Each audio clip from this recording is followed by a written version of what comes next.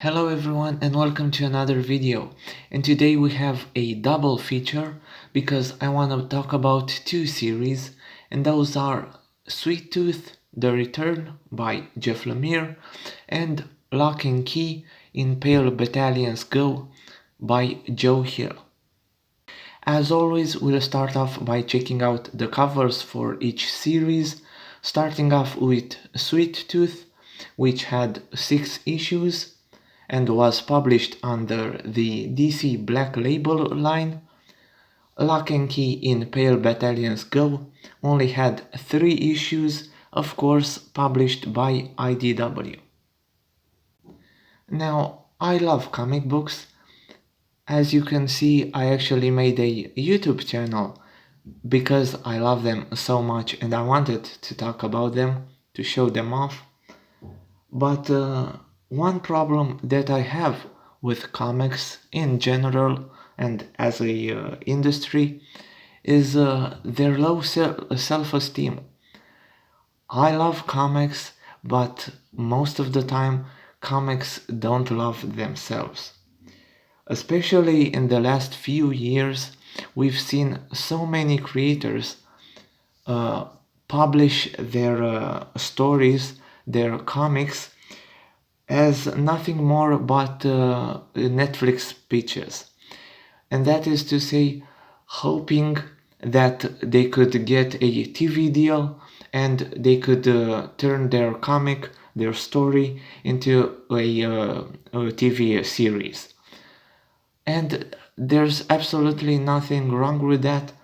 We can look over in Japan at the manga industry and see how every successful manga absolutely gets a anime release, new series, and of course it's great. It reaches a lot of new people, and if you want a bigger IP, if you want to create an established name, of course you're gonna wanna do that.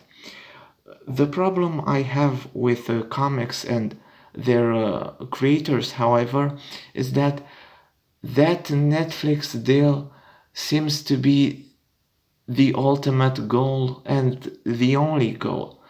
They don't really care about the comic, about the story, about the universe they're creating. They just want to get that Netflix series and nothing else matters to them. And here we see a couple of perfect examples of that, and of a series that actually does that well, and a series that just fails miserably. Again, Sweet Tooth here had 6 issues, and here we have issue number 5 and the final issue, issue number 6. And again, I don't wanna be misinterpreted here. I do hope that every comic book series can find a bigger success and can branch out into other mediums. It's just that for a lot of creators, once that their series does branch out, nothing else matters. They completely forget their base, their comic book roots, and oh, it doesn't matter. I have a TV series now, and the rest can. I'm not gonna curse now, but go somewhere unpleasant, you know. And I don't know. I think that if you're gonna use comics as a baseline for your story, for your universe, you should definitely respect them and respect the medium. And again, one of this series completely does that, while the other fails miserably. And of course, the one that fails is Jeff Lemire's Sweet Tooth The Return. this series was absolutely not needed. We already had the original Sweet Tooth that ended the way it ended and really didn't leave all that much leeway for a continuation. Still, Jeff Lemire wanted a quick cash grab to profit off the attention garnered by the Netflix series, and here we go. Now we have Sweet Tooth The Return. And here we have Sweet Tooth 2.0, a clone of the original character, with the events of the new series happening 300 years after the original. The premise is that humanity was forced to live in a cave underground because the surface has been inhabited and ruled by the hybrids. The people underground are led by this old guy right here, and it's not a pleasant rule. To be fair, the people aren't happy, but he promises them that eventually they will get back on the surface. It's a very boring premise, but the thing with the series is that it's a stupid premise. First of all, because again, this guy is a sort of unpleasant ruler. There are a lot of people that don't agree with him. We have a small group of rebels inside the underground cave. However, no one actually stands up to him, although they could absolutely do that because his whole quote unquote army is just some other people with batons. He doesn't even have weapons. Those weapons exist and they're hidden, but they're hidden so well that not even his army knows about them. How do we know that? Because towards the end of the series, the rebels just go and get the weapons. It's such a stupid premise, and it's just so that the whole series could have a bad guy. But again, this isn't an actual bad guy. He doesn't inspire fear. He's just an old man. And all the people that he rules over could absolutely just rise up, but they don't, so that the series could last for 6 issues. This could have easily been a one-shot. Again, the whole premise of the world is absolutely stupid, especially since, spoilers, but it doesn't matter. So the people are living underground in fear of the hybrids above. But we actually find out that the hybrids aren't all that menacing towards humankind, and they could always just return to the surface. But again, we get that old guy just telling them no, we can't, and every single human in that group goes, oh, if he said it, it must be true. And we get this drawn out 6-issue series that, again, it could have been a one shot. And sure, I guess we could argue that maybe Jeff Lemire never excelled at world building and that his forte was character drama. But spoilers, the characters here are all stupid and boring, with mind-numbingly dumb dialogue between them. Seriously, we have the main characters talking like, I can't do this. Yes, you can do this. Okay, I can do this. and that's a whole page. And sure, let's say that happens once. No, the next issue we have, I'm gonna do this. No, you're not gonna do this. Yes, I am gonna do this. Not without me. And again, that's another page.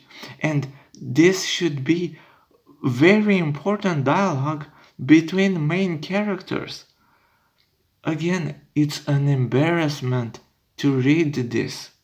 None of them actually seem human, which again, well, some of them aren't, but that's not the point.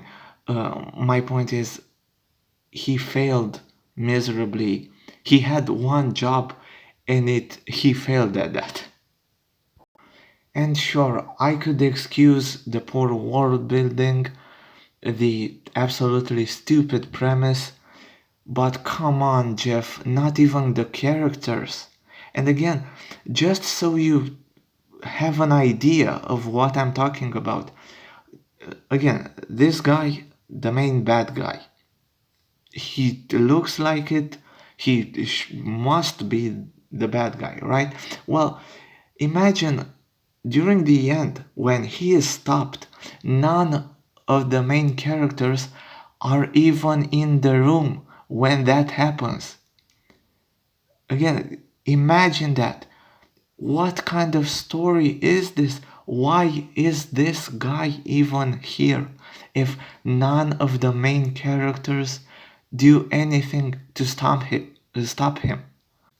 Again, this was an absolute embarrassment of a series with no stakes, nothing really happening, no characters, no character development. This was not needed. This was just Jeff Lemire counting the money from that sweet, sweet Netflix deal, and this was a complete waste of time. The same could definitely not be said about Locke and Key in Pale Battalions Go. An absolute joy to read. This is the story of a young John Locke who goes against his father's orders in 1915 and steals a bunch of keys from the family to go help during the First World War in Europe. Of course, being a Lock and Key story, his actions have a lot of repercussions that he definitely feels, and all in all, it creates, again, a very interesting, very captivating story. If you break it down and take it point by point, this does everything, and I mean everything, right that the Sweet Tooth miniseries did wrong. Being only 3 issues long, I feel really allowed Joe Hill to tell the story he wanted to tell, and there's definitely no filler in this. Nothing feels stretched out. Everything feels like it's got its place in the story, and every single page feels important to what Joe Hill wanted to tell us. The art is amazing. Again, Gabriel Rodriguez does an amazing job. And again, in contrast to Sweet Tooth, I forgot to mention that, but boy, did it feel like Jeff Lemire rushed the art on that. I mean, he didn't do the colors, and I've seen a lot of people praise the colors in Sweet Tooth The Return, but to me, they were just there to accentuate the fact that the art itself was rushed up. He definitely didn't put all his effort in it, and it really showed. That's definitely not the case here. I mean, just look at it. Again, the story is set during the First World War, and you can see it, you can feel all the atrocities done there. Again, amazing job by Gabriel Rodriguez. Absolutely great stuff. And of course, it's not just the art. Joe Hill did an amazing job with the characters. You feel for them, you root against them. Again, such a huge contrast with Jeff Lemire's work. Every character here has his or her motivation. They have their own traits, and they really are believable characters and work together to tell this story. And again, an amazing job, an absolute joy to read.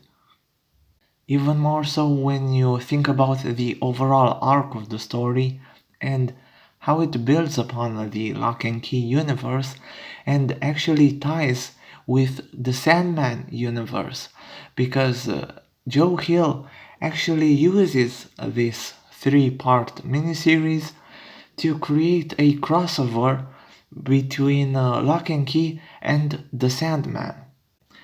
And again, talk about contrast. We saw a series that used its Netflix bump in popularity just as a quick cash grab, and here we see Lock and Key doing a crossover with one of the biggest universes in comic book history, and I don't know, it really feels like Joe Hill cares about his universe and this series, and I have to say I really appreciate that. Again, this was an absolute joy. I really hope you'll get to read this as well and see why I praised it so much. And of course, check out the 2 issues crossover between Lock and Key and Sandman. I'll be sure to talk about that in the future, but until then, I really hope you enjoyed this video. If you did, maybe hit those like and subscribe buttons, and I'll see you all next time. Bye.